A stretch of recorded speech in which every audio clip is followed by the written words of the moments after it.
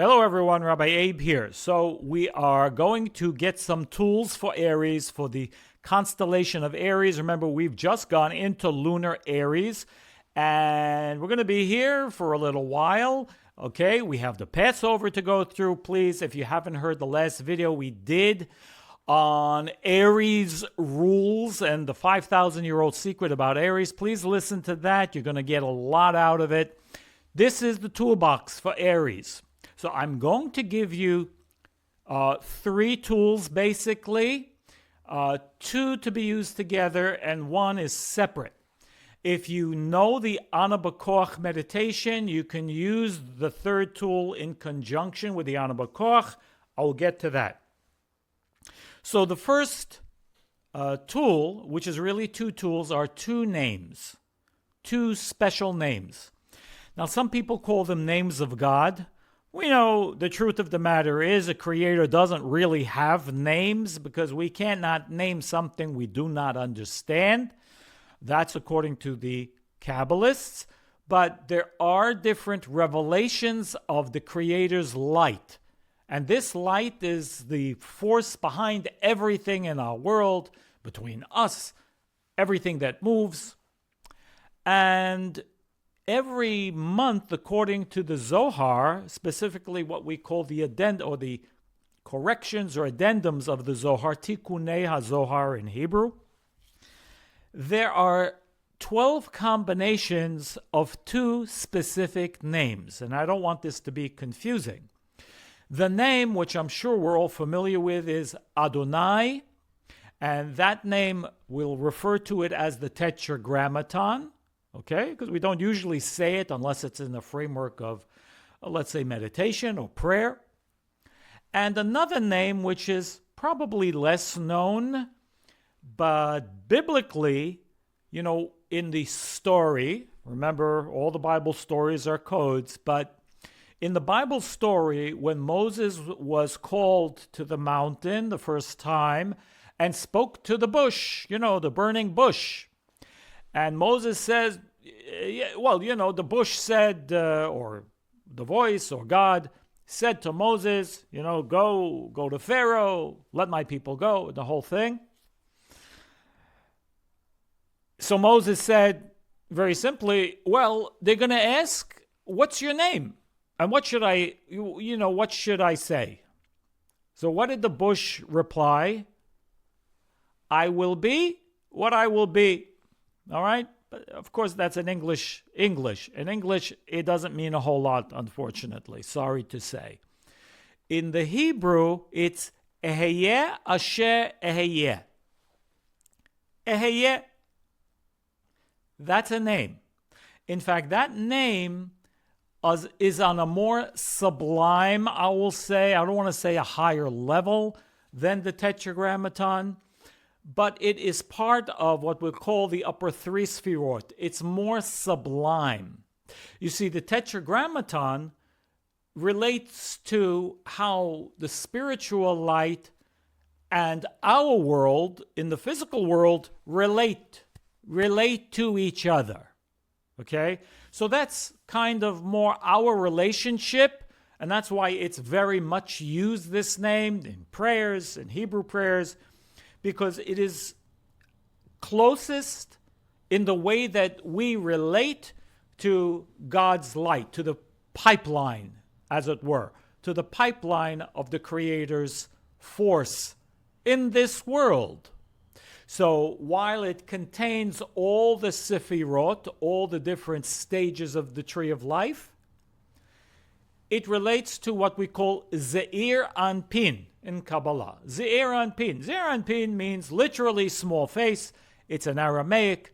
I won't go into now what are the ramifications, but this is how the Creator's light is revealed to us in this world. Normally. Are there exceptions? Yes, there are. Certain holidays, certain prayers, and whatever. There's sometimes higher levels, more sublime levels that we sometimes can tap into. The name EHYH is a name that relates to beyond anything on the physical plane. It will relate more to the higher sphirot, somewhere in the upper three. I don't want to now go into that conversation. In the upper three sphirot, right? Because of the 10 sphirot, there is the lower 7. There are 6 and 1. 6 levels and 1 that represent, let's say, the 6 days of the week, and then the Sabbath, the Shabbat. And then there are the upper 3, which are more the purely spiritual level, which we have no direct connection to. It's sublime, okay? Just like there are 7 revealed planets, but there are another 3 planets which are unrevealed. They cannot be seen with the naked eye, okay? Neptune, Pluto, and Uranus, okay? Or some people call it Uranus, I guess. They don't want to say it the other way. But in any event, the lower other planets deal with astrology. Do the others influence? Absolutely yes, but on a higher plane. That's the, we'll call it Aleph K Yud K, the EHYH name. I'm using the safety mechanism. I don't want to overuse it because, again, these names have spiritual power.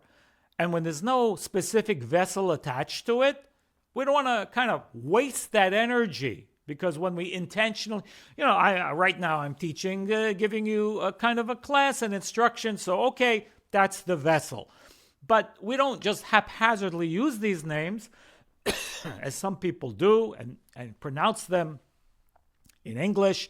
It's not recommended. Why? Because when there's no vessel, that becomes kind of loose energy. And energy, when it's not captured by a vessel, it becomes captured by other forces.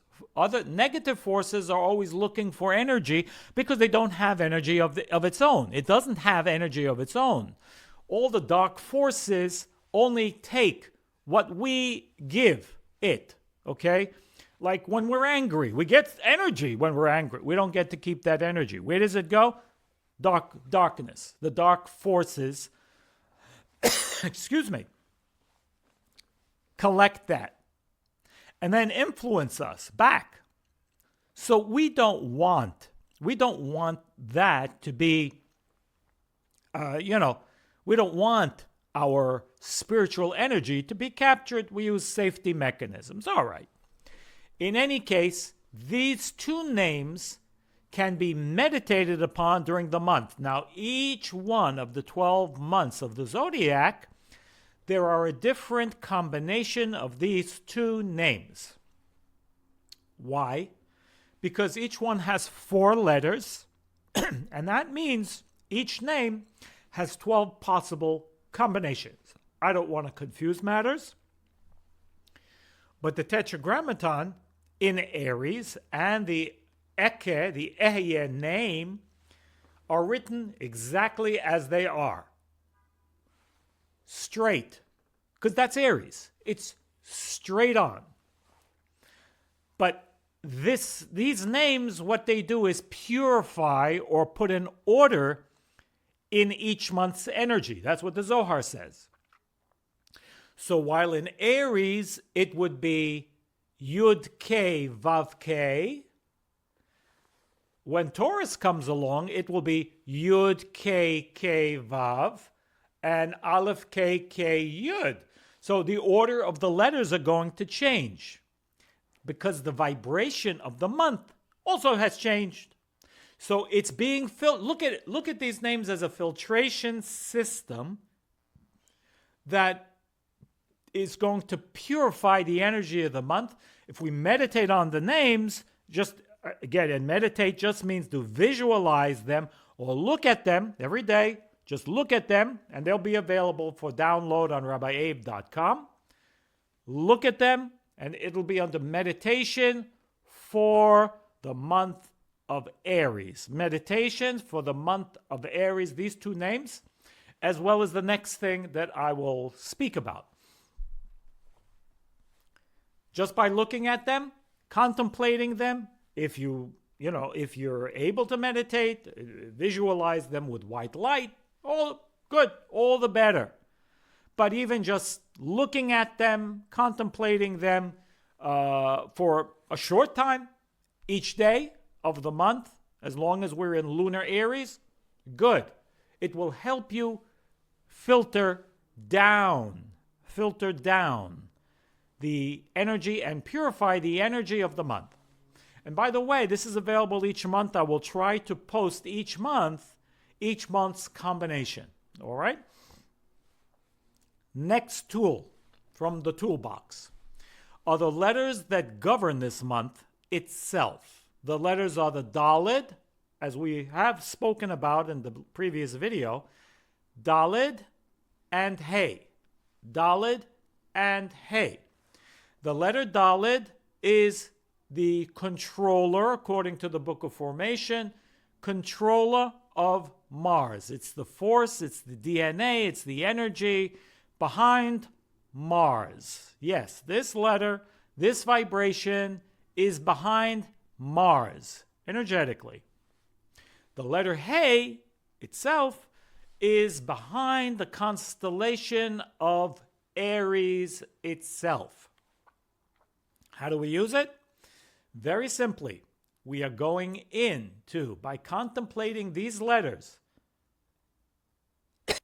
we have the opportunity to draw down the purified energy of Mars, meaning utilizing Mars, which is a war planet, not as a war against us, not a war within us, but a war to fight against negativity, against ego, against selfishness, and a protective shield around us.